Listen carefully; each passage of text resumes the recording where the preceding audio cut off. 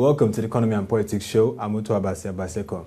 In this edition, we focus on the economic plans of the presidential aspirants for 2015 general elections.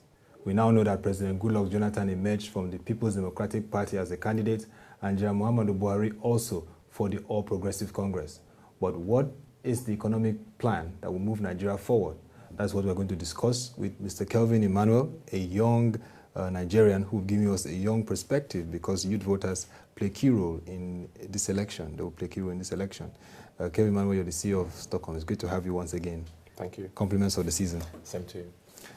Quickly, let's, for President Jonathan's continuity of the transformation agenda for Gen Buhari is a radical change to move Nigeria's economy forward. So first, where is the Nigerian economy at the moment and what should be done to move it forward? The Nigerian economy is not particularly at a very good place, to be honest. And it so happens at the period when he's seeking the mandate of the people to be re-elected to be president for a second term. You can see that we have a glut in oil. The price of oil is down to about $57 a barrel, wholesale Western Texas Intermediate. And it's falling about $15 below the benchmark set by the Federal government for their budget. Council for the budget, which means that the president has to create a supplementary budget to meet up with the budgetary expectations for the 2014-2015 financial year. Mm-hmm. You can also see that the crisis with the crude oil market, the fact that the OPEC and non-OPEC countries have refused to cut production to take price back up, has put pressures on the exchange rate. And you can see that the dollar is on a ride up against the naira. You can see it in play, and you can see that dollar is falling, naira is falling as much as 200 to $1, and the pounds is up. It's down also. The pound is up also to about 2.95 to £1. You can also see the pressure on the Nigerian stock markets. The report shows that the banking stocks lost about 253 billion naira in the last 2 months because a lot of the foreigners who are invested in the market, about 53.5% of the volume in the Nigerian stock markets are foreign funds. And when you couple that with the fact that we don't have a capital control system to gauge or to stabilize the flow in and out of foreign direct inflows into the capital markets, it also puts more pressure. And this was a classic situation we faced back in 2008. The only difference between now and 2008 is that 2008, the crude oil price was up above $140 per barrel. That's the only difference. And it's double bad now because crude oil price is down. And also, it's an election year, so a lot of governors who have finished their tenures are looking for ways to launder money, and they're demanding dollar. Yes, absolutely. They are demanding dollar at an insane level. So the pressure is on the naira, and there is little or much that little or nothing that the central bank governor can do within his ambit of his mandate to stabilize the markets. So that's why he said he was going to defend the naira and work on the interest rate. And for now, he's not been able to achieve. Well, one credible way, which was what we discussed the last time I was on the show, one credible way I believe that the central bank governor can help the Nigerian economy right now to maintain price stability and stabilize the exchange rate is to limit the power of the black market. You cannot have a system where people take money from the official market to the black market and make huge profits from spreads, and you expect them to be able to manage the situation. Right now, he's playing the reactor. He's not the proactor. He's playing the side of let's see what happens because we don't have a control over what happens, and let's see the best ways we can react to it, which is a very bad place to be for a central bank.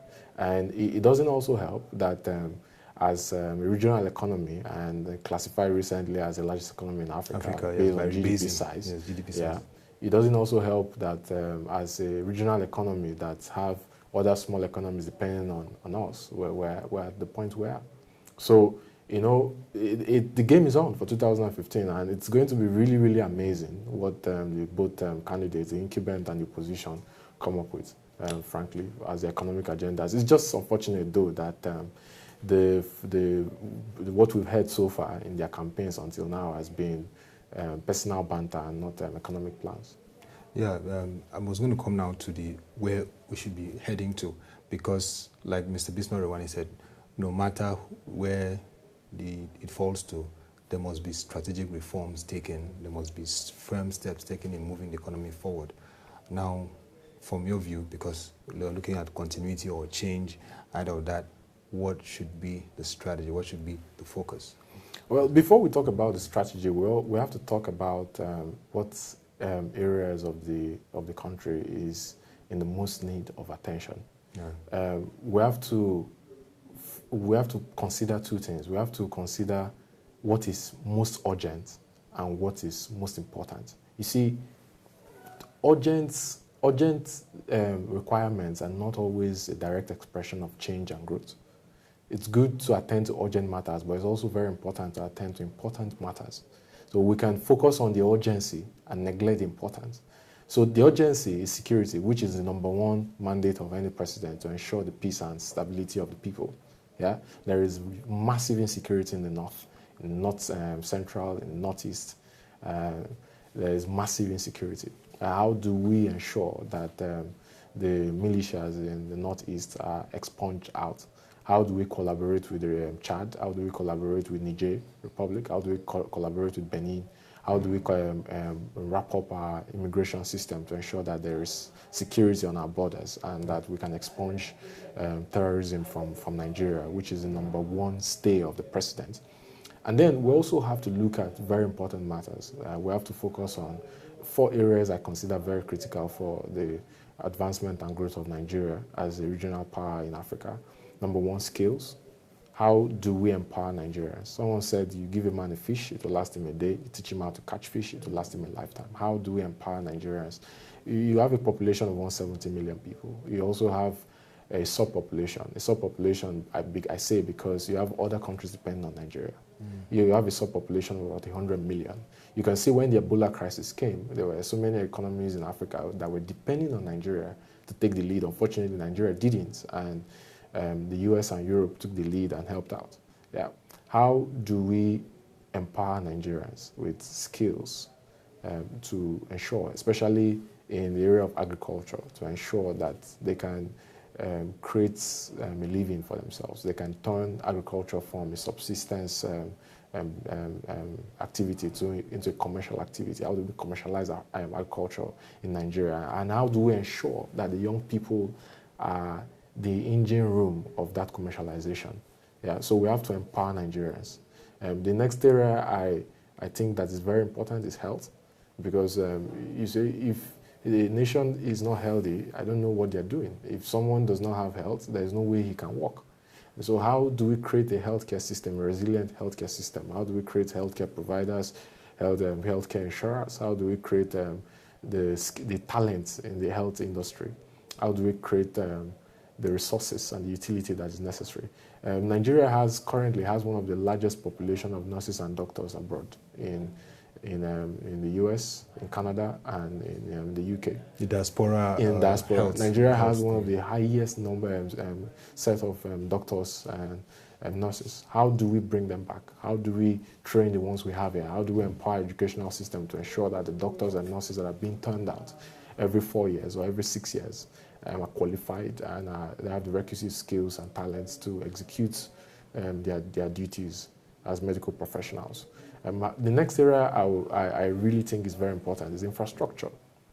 How do we create roads, bridges? How do we meet up with the deficit of 17 million new houses that are required to meet up with the housing demand in Nigeria?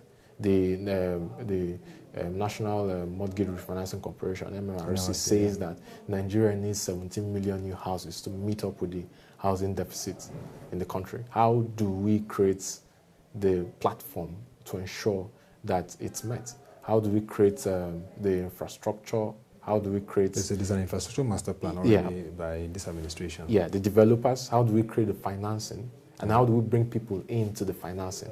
Yeah, how do we create a mortgage lending rate that is sustainable, a mortgage lending rate that is below 10%, single digits, to ensure that people can meet up with the demands of a mortgage system, which is by far the best way to build a housing market in any part of the world. It's been proven in the West, it's been proven in Southeast Asia. It's no exception in Africa. How do we, lastly, focus on technology? The internet penetration in Nigeria has been increasing. It's currently up to about 28%. And you can see now that electronic commerce is becoming a mainstay in Nigeria. In 1999, I remember a very senior government official said that phones were not for poor people. But today, it's reported by some international organizations that there are about 100 million mobile phones in Nigeria. And that demand is increasing. Yes. Is it 100 million? Tele-density, over 100. We have a huge tele-density. Exactly. So you can see that in the space of less than 15 years, Nigeria has transformed the mobile telephony industry to a mainstay. Now, how do we engage technology? How do we engage fast-moving consumer goods? How do we engage retail? How do we engage electronic commerce to create value for our economy? It's amazing that these areas are areas that we don't look at, but are very critical. And you can see that the economy of California is the fourth largest economy. Yeah. Due to, I think, creative industry. Exactly. It's the fourth largest economy because of its creative industry.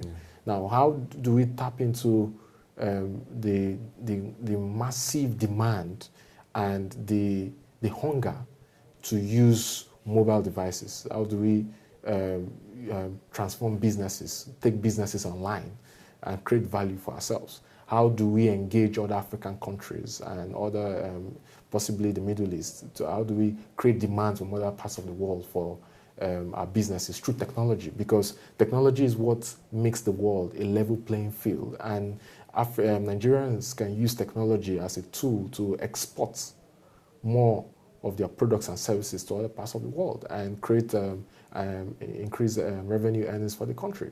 So we have to systematically move away from a government strategy that believes that the government is totally responsible for empowering businesses, to a strategy that believes that businesses are responsible for empowering the government.